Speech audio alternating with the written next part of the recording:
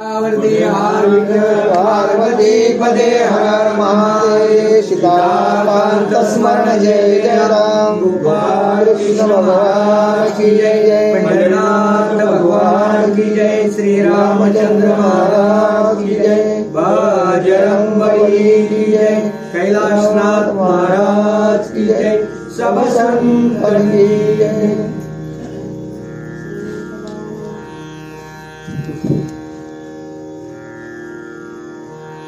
आहा विद्यार्थ्या काय केले कुंती सारखे निदान गेले आज आमचे उन्मालिले कल्पतरूचे झाड पैरा। आणि मग इथे पांडव शोकग्रस्त झाले आणि शोक करतात आहा विधात्या हे भगवंता हे ब्रह्मदेवा की तुझे आज काय केलंस की आमचं कुंतीसारखं जे रत्न आहे हे आम्हाला आज आमचं हरवलंस।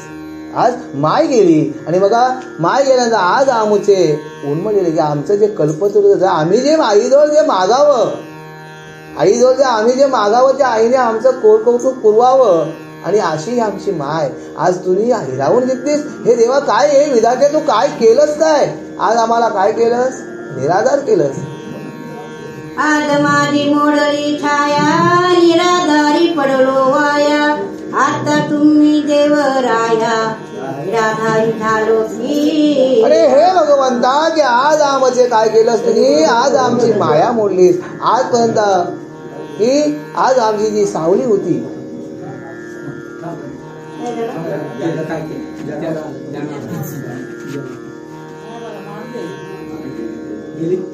सद्गतीची लाविली कुंतीते दारुणी सर्व क्रिया तेथे 12 दिवस राहिले। आणि हे भगवंता की आज आम्हाला निराधार केलंस की आज आमचा जो आधार होता जो आईचा जो आधार होता मायेचा जो आधार होता तो आधार मोडला आता आम्ही देवराया। हे भगवंता की आता आम्ही काय करू की आता आम्ही तरी आता हे भगवंता। आणि मग तो जो एवढा यांचा जो शोक होता इथे ग्रंथकर्ता सांगतोय की त्यांच्या एवढा शोक होता की त्यांनी काय केलंय त्या शोकामध्ये तिथे आईला सद्गतीत लावली आईची तिथे त्यांनी काय केले विधी केली। बघा आजपर्यंत पुराणापासून अनादी काळापासून ह्या ज्या आपल्या ज्या प्रथा चालल्या की माणूस गेल्यानंतर विधी होतात आणि मग तिथे आईची सुद्धा आहे पांडवांनी काय केलंय तिथे 12 दिवस तिथे राहिलेत आणि आईची सुद्धा तिथे विधी केलेली आहे। मातेशी सद्गतीस लावून मग निघते झाले तेथून रथ गोडे ब्राह्मणाशी अर्पुण चरण चालिले। बघ आजपर्यंत प्रवासाला निघताना पांडवांनी काय केलं होतं आई वयस्कर आहे म्हणून रथ आणि घोडे बरोबर घेतलं होतं आणि आता आई निघून गेल्यानंतर आई निघाल्यानंतर आईची सर्व तिथे विधी व सर्व कार्यक्रम उरकल्यानंतर आता इथे पांडव पुढच्या प्रवासाला निघताना पांडवांनी काय केलंय ते रथ घोडे जे बरोबर जे होते वस्तू हे काय केलं त्या ब्राह्मणांना अर्पण केल्या दान केल्या। आणि मग पुढे मार्ग ऐकला कठीण म्हणून भगवे वस्त्र करून संन्यास दीक्षा घेऊन तक्षण साई जने चालली। आणि मग आता पुढचा जो प्रवासाचा जो मार्ग आहे तो कसा आहे खडतड आहे की प्रवासाला जाताना आपल्याला पुढे रस्त्यामध्ये दगाफटका होईल काहीतरी। मग हे काय केलंय की संन्यासाची वस्त्र लाल भगवी वस्त्रे परिधान केली का परिधान केली की येणे करून ऋषींना संतांना कोण त्रास देत नाही। मग संत बघा आजपर्यंत पांडव सुद्धा संतच होते। बघा पहिली पंढरपूरची जर वारी जर पहिली कोणी केली असेल तर कोणी केली भगवंत शंकरांनी केली। मग भगवंत शंकरांनी पहिली वारी केली मग आता आपण सहजगत्या बोलतो ज्ञानेश्वर हा पहिला वारकरी नाहीये। पहिला वारकरी कालच बोललो ना की पहिला वारकरी हा शंकर भगवंत शंकर आहे। आणि मग आता हे पांडव तीर्थयात्रा जात असताना रस्त्यामध्ये कोणताही त्रास होऊ नये आणि मग याही काय केलं भगवी वस्त्र प्रदान केले। आणि मग या परी होऊन विरक्त वने उपमाने उल्लंघित तो कलिरायाचे विचारी चित्त भेट घ्यावी धर्माची राव। आणि बघा मग इथे आता काय झालंय पुढचा प्रवास करत असताना आता इथे कलीने मनामध्ये विचार केला की बघा कली ज्या वेळेला निघत द्वारपाल संपलाय आणि कली हा पुढे युग येणार आहे। मग कलीमध्ये काय होणार आहे कलीमध्ये संतांनी पण सांगितलंय की आई वडिलांना सुद्धा मुलं मानणार नाही मायपित्याचे वैरी मुलं होतील, भावा बहिणीचं लग्न लागेल, एवढं कली माझे होणार आहे. आणि मी या कलीचा नुसता वारा लागलाय बघा, कलीचा वारा लागलाय. आणि मग या कलीच्या वाऱ्यामुळे काय होणार आहे, पुढं काहीतरी अनर्थ होणार आहे. आणि मग ह्या कलीने मनात विचार आणलाय की आता आपण काय करूया, थोडं पांडवांना भेटूया, पांडवांना आपण त्याची भेट घेऊया की पांडव कसे आहेत, की जे मी पांडवांविषयी जे मी मत ऐकलंय, धारिष्ट आहे, आलेल्या अतिथीचा सन्मान करणारे आहेत, कुठल्याही गोष्टीला न डगमगणारे आहेत, ताकदवार आहेत. म्हणजे पांडव आणि भीमाने तर वक्तव्य केलं होतं की ज्यावेळेला भगवंतांनी ऋषिकेशाने सांगितलं की कली सुद्धा आम्हाला अनिवार्य आहे, त्यावेळेला भीम काय बोलला की मी ज्याला गदेने त्याचा चेंडा आता भीमाला त्यांचा तरी पराक्रम पाहूया. आणि एक दृष्टांत सांगतो. एक राजा होता आणि राजाने काय केलंय, एका ब्राह्मणाला एक 10 एकर जमीन दिली, दान दिली आणि सांगितलं ही बाबा जमीन तू कर. त्यावेळेला द्वारपाल चालू होतं आणि जमीन दिल्यानंतर त्या ब्राह्मणाने विचार केला आपण पूजापाठ करतोय, आपल्याला जमीन कशी करता येईल म्हणून ती त्यांनी एखाद्याला अर्ध्याने किंवा मगत्याने करायला दिली जमीन. मगत्याने करायला दिल्यानंतर त्या शेतकऱ्याने ती जमीन करायला घेतल्यानंतर त्यांनी पहिल्या दिवशी शेतात गेलाय आणि शेतात गेल्यानंतर त्याच्या शेतामध्ये नांगराला त्याच्या अटकलाय आणि त्यांनी पाहतो तर काय त्याला नांगर निघत नाही. पाहतो तर त्याला एक हंडा भेटलाय, सोन्याचा मोराने भरलेला हंडा भेटलाय. आणि हंडा भेटल्यानंतर मला वाटतं काल दृष्टांत सांगितलं काय तर तो हंडा भेटल्यानंतर त्यांनी काय विचार केला की आपल्याला जमीन कोणी दिली आहे, ब्राह्मणाने, मग आता हा हंडा कोणाचा, ब्राह्मणाचा. आणि मग त्या शेतकऱ्याने तो हंडा उचलला, डोक्यावर घेतला आणि ब्राह्मणाच्या घरी आला. हे ब्राह्मण श्रेष्ठा, तुम्ही मला जमीन दिलीस पण तुमच्या शेतामध्ये मला जमीन कसाला दिली, पण तुमच्या जमिनी मला सोन्याचा हंडा, मोराने भरलेला हंडा सापडलाय, हा तुमचा आहे, तुम्ही घ्या. ब्राह्मण काय म्हणतोय की बाबा रे मी तुला जमीन दिली, तू मेहनत करताना तुला हंडा सापडलाय, याच्यावर हक्क तुझाच आहे, याच्यावर हक्क माझा. आणि मग त्यावेळेला शेतकरी नाही ब्राह्मण श्रेष्ठा की याच्यावर माझा हक्क कसा असेल, का शेत तुम्ही मला करा दिलात. आणि मग ब्राह्मण म्हणतो जमीन मला राजाने दिली. मग जमीन कोणाची आहे, राजाची. जमीन कोणाची आहे, राजाची आहे. आणि मग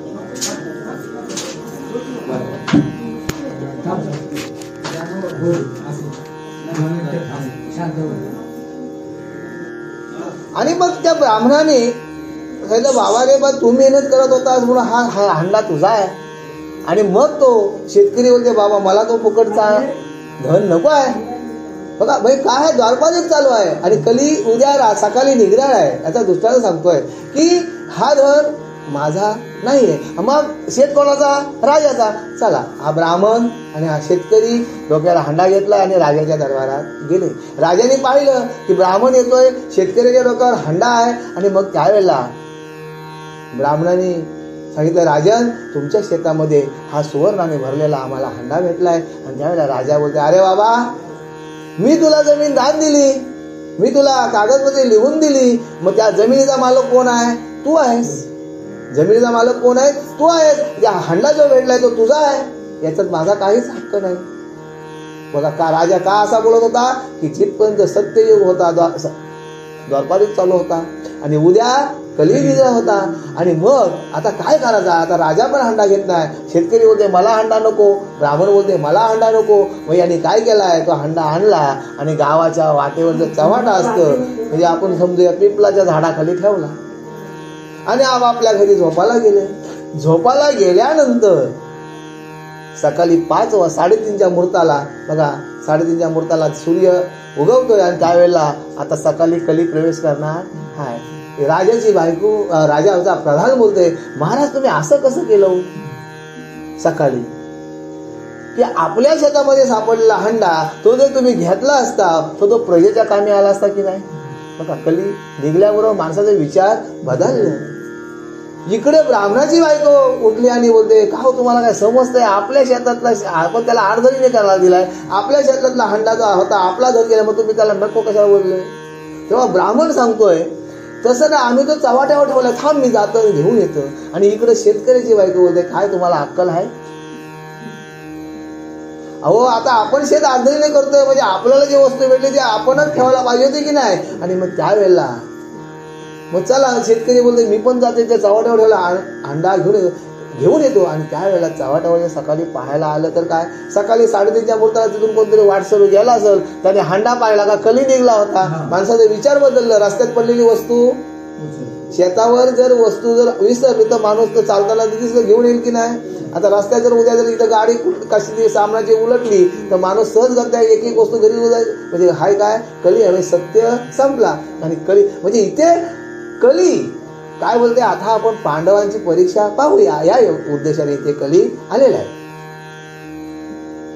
त्याचा महाबलिया भीमसेन 11 जोनी मारुनी सैन्य. कृष्णापती बोले की वचन, कली सही मारीन मी. कली मला स्वतःला विचार करतोय, त्याचा जो भीम जो आहे 1100 ज्यांनी सैन्य मारलेत, तो भीम काय बोलते, मी कलीला सुद्धा गदेने चूर्ण करी.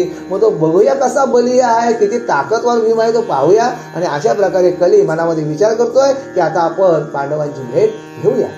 तरी याचा पाहावा पुरुषार्थ, म्हणून कली विंदान करीत. धर्माशी शुद्धा लावूनी बहुत, लगती करी सर्व गात्रे.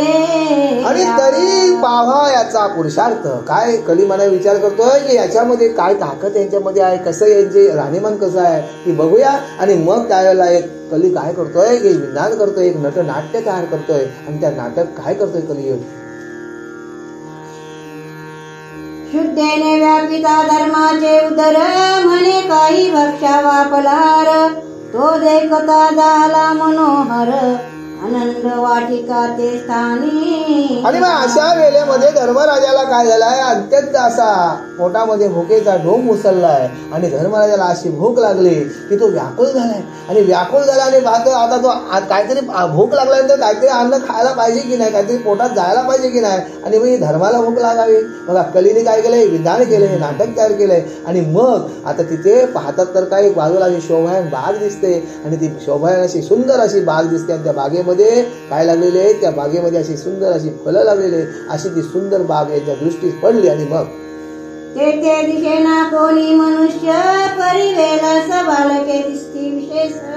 धर्मे सोडून 5 जनास, वालके जाऊनी तोडली. आणि मग आता इथे पांडव हा प्रवास करत असताना धर्माचं लक्ष त्या बागेकडे गेलंय. आणि बागेकडे गेल्यानंतर त्या बागेवर काय पाहिलं, एक खरबुजाचं झाड पाहिलंय, वेल पाहिली. आणि त्या खरबुजाच्या वेळेला अशी सुंदर अशी खरबुजं लागलेली आहे. आणि मग यांनी काय केलं, धर्मराजाने काय केलंय की आपल्या भावांची जी संगत होती आणि मागे राहिलाय. आणि त्यांनी आणि ती वालके फुटण्याची मनामध्ये त्याच्या इच्छा आली. आणि मग काय केलं, ती घेऊन निघाला त्वरित, तो स्त्री वेषधारी करी धावत. महाशब्दारोळे करीत, धर्मापाठी लागला से. आणि मग धर्मराजाने काय केलं की वालके दिसल्याबरोबर यांनी काय विचार केला की आपण ही फुटावीत, तोडून घ्यावीत. आणि मग ती तोडलीत आणि त्या आपल्या झोलीमध्ये टाकलेल्या आहेत. आणि मग झोलीमध्ये टाकल्यानंतर इथे काय झालंय, कलीने विधान केलंय.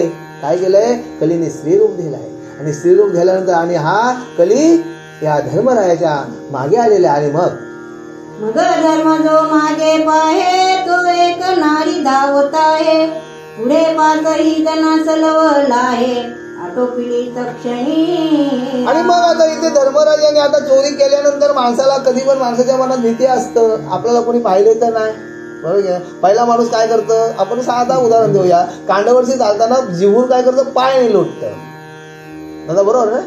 आणि इकडे तिकडे बघतं, कोण बघत पटकन वागतं, झाड जिभून तोडतं ना आपल्या पिशवीत भरतं. अशी परिस्थिती झाली. तशी धर्माने इथे केलेली आहे की आपल्याला कोण चोरी करताना बघितलं तर पाहतं तर काय मागे स्त्री धावत येते. आता स्त्रीविषयी म्हणजे कोण होता, हा कली होता. आणि मग पुढे काय आहे, आणि या 5 भावांना सुद्धा त्यांनी काय केलं, त्यांनी सोडलेलं आहे. भावांना सुद्धा त्यांनी 4 सोडलेलं आहे. आणि मग पुढे होते कनगर, त्यांची धावणी गेली नार. आकांत करून या थोर, धावा म्हणे लोकांशी. आणि मग या स्त्रीवेशी कलीने काय केलंय, ती धावत धावत त्या नगरामध्ये गेले, बाजूच्या गावामध्ये गेली आणि गावामध्ये गेली आणि तिने काय केली, बोंबाटा मारलाय की धावा धावा. त्या नगरातल्या लोकांना सांगते की तुम्ही धावा धावा. का धावा? सभा बैसली होती घनदाट, तेथे तिने केला बोबाट. म्हणे धावा कोणी बळकट, दृढ धरा या चोरांशी. आणि मग त्या गावामध्ये जी सभा बसली होती त्या सभेमध्ये ही स्त्री वेशीधारी हा कली गेलाय आणि मग तिथे सांगतोय की धावा, तुम्ही असा बलकट ताकदीचा कोणतरी माणूस येऊ द्या की यांनी माझी चोरी केलेली आहे, या चोराला तुम्ही आता बलकट ताकदीचा माणूस या चोराला पकडा, अशी ती बोलत आहे. मग लोक पुसती झाले काय, येरी म्हणे माझी बाले प्रिय. मारिली आता पाहता काय, धरा बांधा या चोरांशी. आणि मग तिथले लोक विचारतात त्या स्त्रीला की बाबा तू ओरडते, या धरा बांधा या बलकट कोणतरी असा ताकदवार माणूस या, पण काय झालंय काय, तू अशी का करते. त्यावेळेला ती स्त्री सांगते की या चोराने माझी काय केली, बालकं मारली. अशा प्रकारे ती बोलत असताना ऐसे ऐकिता लोक त्वरित, धर्माचा झाडा घेऊन पाहत. तो पाच श्रेय अकस्मात, पदरी निघाले धर्माचे. आणि मग या बाईने सांगितलं की या माणसाने, या चोराने माझी बालकं मारलीत. आणि मग त्यावेळेला त्या लोकांनी काय केलंय, धर्मराजाच्या झडती घेतली. आता झडती गेल्यानंतर पुरावा सापडला काय, त्या झोलीमध्ये जी 5 खरबुजं जी टाकली होती त्यांची काय झाली, शिरकामाला झाली होती. आणि मग तिसरे धरुणी पोटासी, नारी रुदन करिया क्रोशेशी.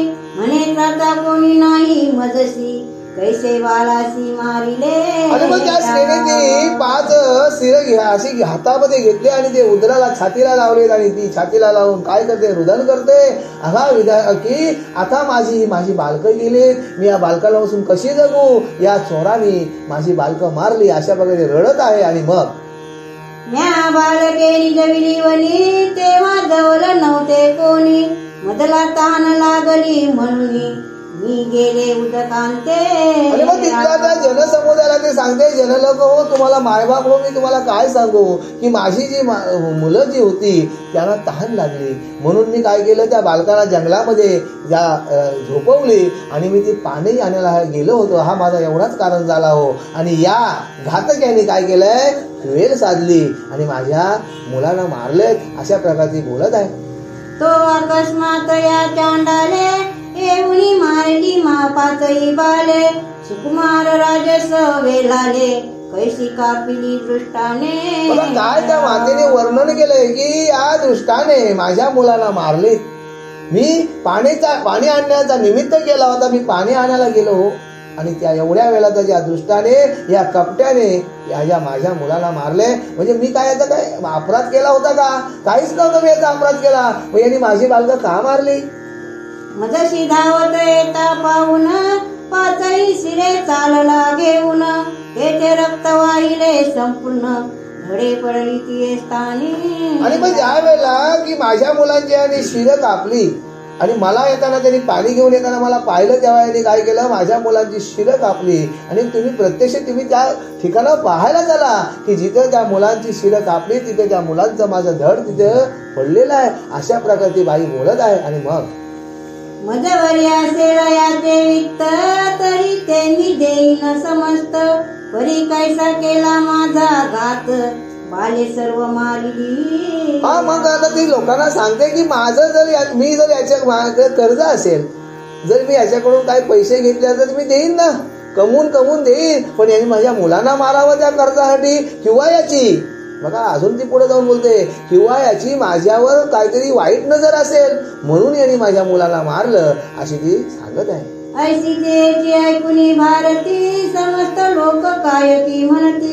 धरा मारायाशी निष्ठती, बालघातकी खरे हे. आणि मग हे लोकांनी, हे जनसमुदायाने हिचे वाक्य ऐकल्यानंतर बघा सर्व सबल पुरावा समोर आहेत. आणि मग हा चोर ठरतोय. आणि मग हा तिथे काय बोलतात, ती खरोखर हा दुराचारी आहे, हा महाघातकी आहे. आणि मग याला काय करूया, आपण दंड देऊया, असे तिथले लोक बोलत आहेत.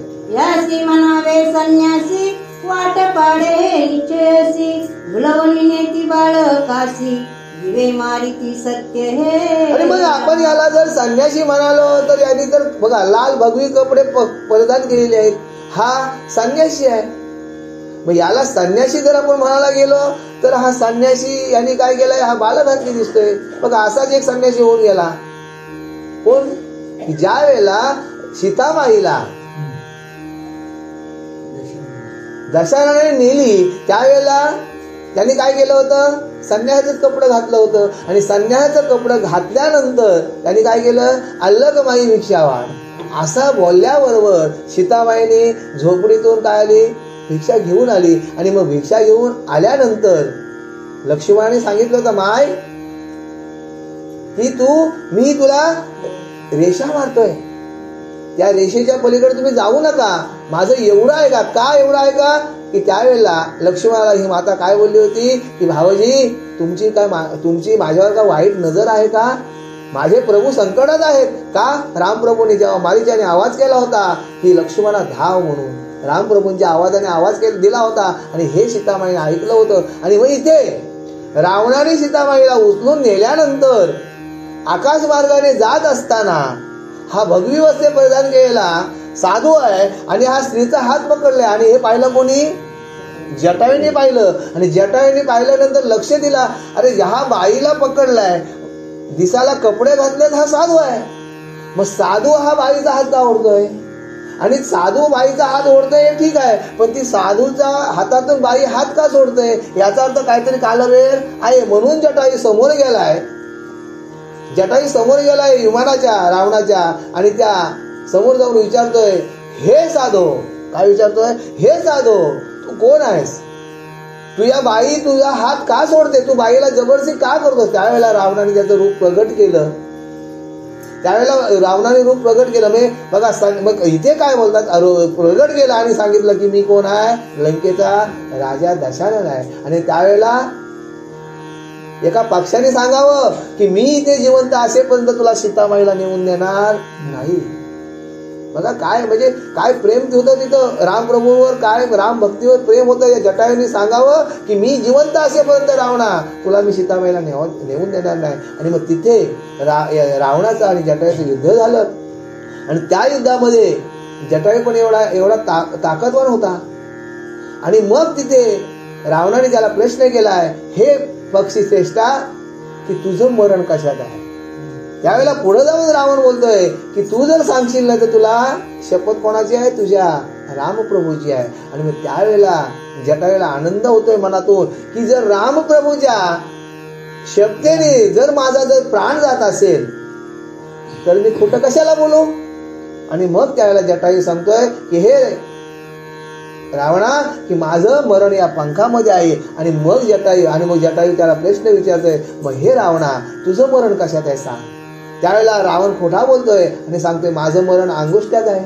आणि मग जटायू पक्षी काय करतोय, त्या अंगुष्ट्यावर घात करतोय. आणि अंगुष्ट्यावर घात केल्यानंतर चोचीने पंखे वर असा आणि मग तलवारीने हा रावण काय करतोय, जटायूचे पंख छाटतोय. आणि जटायूचे पंख छाटल्यानंतर जटायू रक्ताच्या थारोळ्यात पडतोय आणि दशरथ सीतामाईला घेऊन जातोय. पण मरणाच्या द्वारात असताना सुद्धा जटायू बोलतोय की हे भगवंता, हे दक्षिणेच्या राजा यमाला विनंती करतोय की माझं प्राण देताना विचार कर, मला माझ्या गुरुला माझ्या रामप्रभूला निरोप द्यायचा आहे की याच वाटेने दशरथ सीतामाईला घेऊन गेलाय, तिथपर्यंत माझ्या पुढेमध्ये प्राण ठेव. आणि मग राम राम करत असताना या जंगलामध्ये त्याचा आवाज घुमत आहे, कणत आहे. आणि त्यावेळेला रामप्रभू तिथे शोधत येतात आणि लक्ष्मणाला बोलतात, अरे बाबा माझ्या नावाचा जप कोण करतोय. पाहतात तर काय जटायू खाली पडलेला आहे. आणि मग जटायूला भगवंताने उचलून दिलंय आणि डोळ्यातून नेत्रातून अश्रुधारा चालल्यात की जटायू. आणि मग जटायू राम बोलतात आणि जटायू सांगतोय, हे प्रभो, या सीतामाईला रावण दशरथ घेऊन गेलाय आणि प्राण सोडतोय. आणि प्राण सोडल्यानंतर भगवंतानी तिथे काय केलंय की भगवंतानी या पक्षाची तिथे अंत्यसंस्कार केलाय. पण ज्या वेळेला भगवंतानी जटायूला मांडीवर घेतला होता त्यावेळेला रामप्रभू सुद्धा कौशल्या मातेच्या मांडीवर होते. हे राम राम करून म्हणजे ताई सुद्धा प्राण सोडला होता. बघा, ज्याची 4 मुलं आहेत त्यांची परिस्थिती काय? म्हणजे तुटला आयुष्याचा दोरा येर ज्यावेळेला या आयुष्याची माल तुटतं बघा, त्यावेळेला जवळ बरोबर कोणी नसतं. पण नियतीने काय ठरवलं होतं? मी एक जंगलामध्ये पक्षाच्या मरण रामप्रभूंच्या मांडीवर, तिथे त्यांच्या रामाच्या मांडीवर कोण हवं होतं?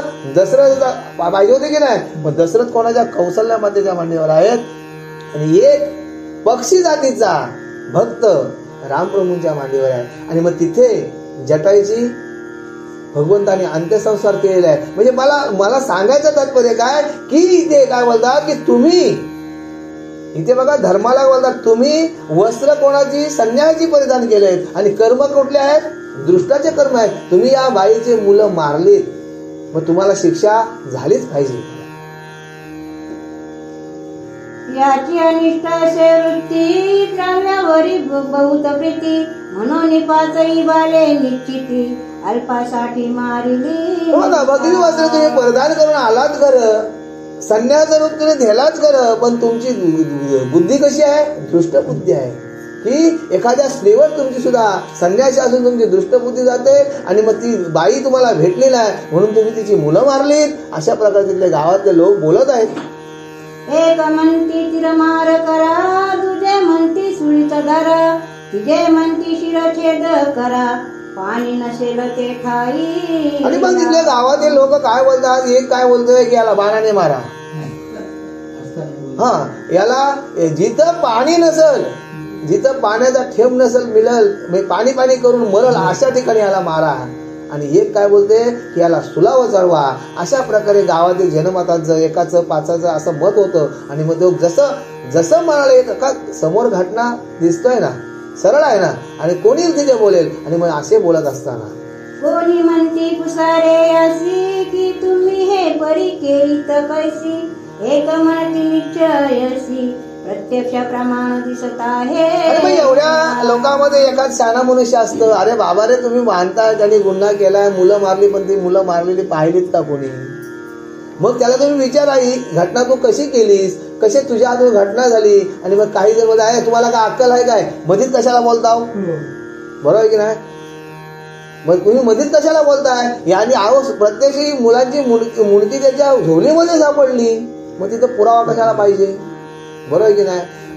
मग असं बोलत असताना मग ते गावातली लोक बोलतात नाही तुम्ही अशा मधीत काय बोलू नका, याच्या झोलीतून ही 5 शिरं भेटली, मग याला शिक्षा झालीच पाहिजे, मग याला शिक्षा व्हायलाच पाहिजे. आणि मग पुढे कुसावयाचे नाही कारण, रुधिरे भरले दिसे वसन, आता या घातक्या लागून विचारता काय तुम्ही. आणि मग अशा काय लोक जे बोलत होते याला विचारायच्या लोकांना ते गावातले लोक बोलतात काय याला विचारायचं कारण काय? प्रत्यक्ष याची झोली सुद्धा रक्ताने माखलेली आहे, रुधिराने भरलेली आहे. आणि मग हे प्रत्यक्ष एवढं काय दिसत असताना तुम्ही कशाला बोलताय याला कशी मारलीस बोलून? काय याला शिक्षा झालीच पाहिजे अशी तिथली लोक बोलत आहेत. जे झाले ते प्रत्यक्ष दिसते, आता पुसवणी काय होते, ऐसे बोलता समजता ते, मान्य झाले ते वचन. आणि मग इथे बोलता अरे बाबा समोर जे झाले घटना घडले, प्रत्यक्ष मुलांची शिरकं दिसत आहे, त्याची झोली रक्ताने माखलेली आहे. आणि आता नको ते कारण तुम्ही मधीत कशाला काढताय? तुम्ही कसं मारलंस, का मारलंस, कशासाठी मारलंस, याला शिक्षा पहिली करा असे तिथले लोक बोलत आहेत. आता या 5ची मारून 5ची बायको घ्यावी हिरण, ऐसे कयाचे ऐकोनी वचन, पांडव झाले भयग्रस्त. आणि मग इथे काय बोलतात? आता हे 5 जण आहेत, आता एकाने केलेलं आहे कारण मुलं मारलेली आहेत, पण आता यांच्यावर एक सुंदर अशी युवती आहे, स्त्री आहे, आपण काय करूया, या 5 मारूया आणि याची स्त्री आपण हिरावून घेऊया असे तिथे एकमेकाशी बोलत असताना धर्म तो चला कापत, चौघे बंधू भयभीत होत, पार्थाचे सत्व गेले समस्त, निस्तेज उभा राहिला. आणि मग ज्या वेळेला की इथे बोलतात की आता धर्मराजा काय करतात, थरथर थरथर कापायला लागला. का? पाचांना मारल्यानंतर मग द्रौपदीचं काय होईल ही भीती धर्मराजाच्या मनात आली. आणि ते पांडव काय झाले, घाबरे झाले. आणि घाबरे झाल्यानंतर काही बोलावे जरी उत्तर, तरी हे अधिक जिकोपतील समग्र. म्हणून पांडवा काही विचार, अल्पही न सुचे ते धवा. आणि मग आता जर आपण या लोकांच्या समोर जर का आपण बोलायला गेलो तर आता लोक ही तापलेले आहेत. का बघा, चोर सापडलाय समोर, हंडा भेटलेला आहे हातात, म्हणजे तो चोरच आहे. मग आता हे धर्म प्रत्यक्ष काय झालाय, या लोकांच्या समोर गुन्हेगार झालेला आहे. मग आता जर आपण काय बोलायला गेलो तर लोक अजून शोभतील, अजून तापतील. आणि मग आता काय करते भरोसा नाही. आणि मग पुढे काय होते, जवळ उभा करी राव, तेथे धर्माचा न चाले उपाव. मग पाच सुल आणून सर्व स्कंदिते ती पाचांच्या. आणि मग तिथे त्या लोकांनी काय केलं, आता बाजूला कली उभा आहे. कली रायानेच हा विधान केलेला होता आणि कलीचाच युग होता. त्याच्यामुळे विचार केलाय की बाजूला काय धर्माला काय बोलताच येत नाही, की प्रत्यक्ष घटना हातात दिसते, घडलेली होतंय, समोर आहे. आता काय बोलणार. आणि मग या लोकांनी काय केलंय, 5 जणांच्या हातामध्ये बघा, ज्या सुलावर त्यांना द्यायचं आहे ते सूल कोणाच्या एकेकाच्या हातात, 5 जणांच्या हातात दिलेत. आणि जशी गावामध्ये काय हातामध्ये. आणि मग पुढे एक म्हणती त्वरा करा, या चोरांशी सुरधी धरा. तो ते ऐकोनी द्रौपदी सुंदरा, भयभीत झाली. आणि मग या 5 हातामध्ये सूल दिला आणि गावातून जी मिरवणूक काढली. आणि आता गावाच्या चव्हाट्यावर न्यायचं, की पिपलाशी आणायचं, न्यायला सुलावं द्यावाचं. आणि मग त्यावेळेला काय झालंय, या द्रौपदी सतीने बघा शेवटला भगवंताला हिने हलवलंय मनातून. भगवंताचा धावा केलाय या माईनी, आणि धावा केलाय हे भगवंताला कळलं. आणि मग वाद्य लावणी महागजरी, साई नेली गावा बाहेरी. सुललोईले हरो हरी, जनभोवते मिळाले. बघा, ज्या वेळेला आपण गावाचा वर्षातली गावसई करतो, गावसई त्यावेळेला कसं आपण गावातून बल काढतो ना. आणि मग जसं आता इथं काय केलंय, की जसं आपण एखाद्या यात्रेला बोकड कापाला नेतो, त्याप्रमाणे इथं धर्मराजा आता इथे सुले द्यायचे यांना महाराज आहेत. आणि मग यांच्याबरोबर नांगारे, ढोल ताशे मग गावातून यांची मिरवणूक काढली. आणि मग मिरवणूक काढल्यानंतर हे द्रौपदी म्हणे, हे ऋषिकेशी, आता मी बोलावू कोणाशी. तू गेलाशी निज धामाशी, मागे धर्माची गती हे. आणि आजपर्यंत हे आता द्रौपदी मनामध्ये आलवते, हे ऋषिकेशी, हे भगवंता, आजपर्यंत या धर्माला तू काय केलंस, धर्माचं रक्षण केलंस तू आजपर्यंत. बघा इथे काय बोलते, तू धर्माचं रक्षण केलंस. आणि या धर्मावर आज ही वेळ यावी, आज एवढं मोठं संकट यावं. आणि तू तर देवा, तू निजधामाला निघून गेलास भगवंता. बघा मनातून ती भगवंताला आळवते, भगवंताला मनातून ध्यान करते की देवा तू निजधामाला. पण काय हे प्रसंग आमच्यावर ओढून ठेवलंस, काय आमच्यावर ही वेल काय आणली. अशा प्रकारे अंतस्करणातून भगवंताचा द्रौपदी धावा करत असताना मजला संकट पडे जेव्हा, करीत होते ते तुझा धावा. आता तुझं वाचून हे केशवा, कोण सोडविलं धर्माचे. अरे मग या वेळेला ती सांगते की ज्या ज्या वेळेला भगवंता मला संकट पडत होतं, त्या वेळेला भगवंता मी तुझा मधुसूदना तुला मी हाक मारत होती. त्यावेळेला तू माझ्या हाकेसरशी घाले उडी, त्यावेळेला तू धावून येत होतास. पण हा या धर्माची अवस्था बघ ना, धर्माची अवस्था बघ. भगवंता काय होते, ती धर्माची अवस्था किती केवलवाणी झाली. धर्माने ते तुझ्याकडे कधी काय मागलंच नाही, धर्माने तुझ्याकडे देवा मागलंच नाही. पण ती अंतस्करणातून सांगते. बघा ती 5 दुसऱ्या भीमाचा, अर्जुनाचा, नकुल, सहदेवाचा विचार करत नाही. पण हा आळ कोणावर आणलास तू, धर्मावर आळ आणलास देवा. तू एवढा निष्ठुर झालास देवा. अशा प्रकारे धावा करत असताना द्रौपदीचे अंतर पोलले, ते कलीच्या चित्ती जाणवले. मग आपले रूप प्रकट केले, चरण वंदिले धर्माचे. आणि मग ही करुणास्वरे या भगवंताची आळवणी केली द्रौपदी मातेने. त्यावेळेला हे कलीने जाणलं, हा कलीचा अंश सुद्धा भगवंतच आहे. पण त्याचं वागणं वेगळं आहे. का 7व्या अवतारामध्ये भगवंत मर्यादा पुरुषोत्तम होता, बोलीला वाल्मिक तैसेच करीन. म्हणजे वाल्मिकाने जसं लिहिलं होतं त्याप्रमाणे भगवंत मर्यादा पुरुषोत्तम म्हणून वागलं. 8व्या अवतारामध्ये भगवंत मुक्त होतं. बघा रासक्रीडा खेळलं, चोऱ्या केल्या, सगळ्या गोष्टी केल्या. पण ते कशासाठी केल्या, समाजासाठी केल्या. जी गोकुळातली मुलं अन्न संपूर्ण दही दूध दुग्ध हे सर्व मथुरेला विकायला जाते म्हणून मुलांच्या कुपोषण होत होतं, म्हणून भगवंतांनी चोऱ्या, एक थोडक्यात सांगतोय की भगवंतांनी चोऱ्या केल्या. मग भगवंत सांदीपनाचा मुलगा गेला, तो सुद्धा जिवंत करून दिला का, त्यावेळेला भगवंत मुक्त होतं. आणि मग आता कलियुगात निघल्यानंतर भगवंताने सांगितलं की मला अवतार घेणं नाही. मग मी अवतार कसा घेईन? संत नामदेव महाराजांनी आज आपला जो ग्रंथ लिहिलाय, संत नामदेव महाराजांनी, ते आता त्यांचा तो ज्या वेळेला कौसाला माळाला गेलं देव, भगवंत जेव्हा कौसाला माळाला गेला, कौसाला माळाला गेल्यानंतर मथुरा नगरीमध्ये प्रवेश करतानाच भगवंताचा स्वागत केला. एका दर्जीने, एका टेलराने कपडे शिवून दिले भगवंताला, की आजपर्यंत गोकुलावरून दूध दुग्ध सगळं विकायला कुठे जायचं? मथुरेला जायचं. आणि भगवंताचं नाव मोठा होता, नंदरायाचं नाव मोठा होता, नंदाच्या घरून भरपूर दूध दुग्ध जात असतं विकायला. पण त्यांचा मुलगा पराक्रमी मुलगा आहे, त्याने एवढं पराक्रम केलं. मग त्या लोकांना आवड होती की आम्ही तो भगवंत कधी बघू, गोपालकृष्ण कधी पाहू. आणि मग त्यावेळेला कौसाने जेव्हा भगवंताला तिथे नेलं, त्यावेळेला इथे एका शिंप्याने काय केलंय, तिथे त्यांना असे चांगले भरदारी कपडे अंगात शिवले बलरामाला आणि कृष्णाला कपडे घातले. त्यावेळेला भगवंताने बलरामाला प्रश्न केला, अरे दादा, बघा दादा, आता या शिंप्याला टेलरला आपण काय देऊ? त्यावेळेला भगवंताने सांगितलं, एक पाठीवर प्रेमाचा हात मारला आणि मग सांगितलं तिथे की तू विचार करू नकोस की तुला कलियुगामध्ये मी तुझ्या कीर्तनात नाचेन, तुझ्या हातचा मी जेवण.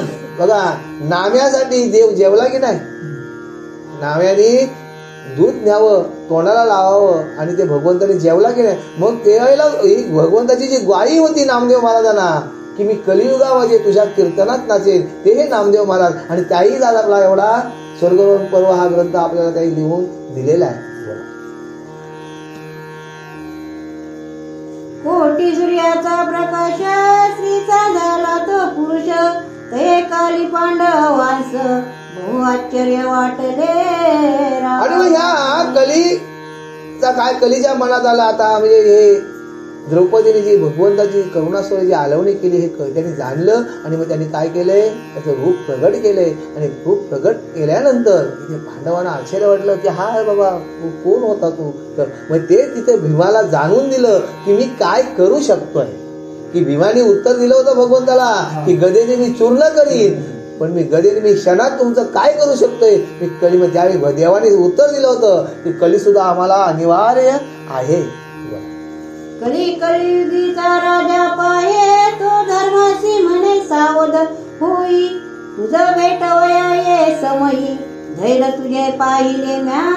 आणि मग इथे कली धर्मराजाला बोलतोय, हे कली धर्मा, की आतापर्यंत तुम्ही जे जीवन जगलात ते द्वारपाळ युगामध्ये जगलात, कृष्ण सख्याच्या सानिध्यात तुम्ही जीवन जगलात, ते कृष्ण परमात्म्याचं जे युग होतं त्याच्यामध्ये तुम्ही मुक्त व्हा. पण आता युग कोणाचा आहे? माझा आहे. मी कली आहे. मी कली जे मनात येईल ते मी विंदन करीन. तर तू सावध व्हा, की आता तुम्ही सावध व्हा रे, असा इथे कली सुद्धा सांगते. मग कली सावध हे धर्माला नाही सांगत, आम्हाला तुम्हाला सर्वांना सांगतोय की सावध व्हा रे. आता काय की सावध कशाने व्हा, की तुम्ही या भगवंताचं नामस्मरण करा. हे आज जे आपण जे कथाकथन जे लावलेलं आहे, कशाने लावलंय की नामस्मरण करा. की देव हा कशामध्ये राहिलाय, की आता तुम्ही जर जाऊन 12 वर्ष तपस्या की तुम्हाला देव भेटणार नाही.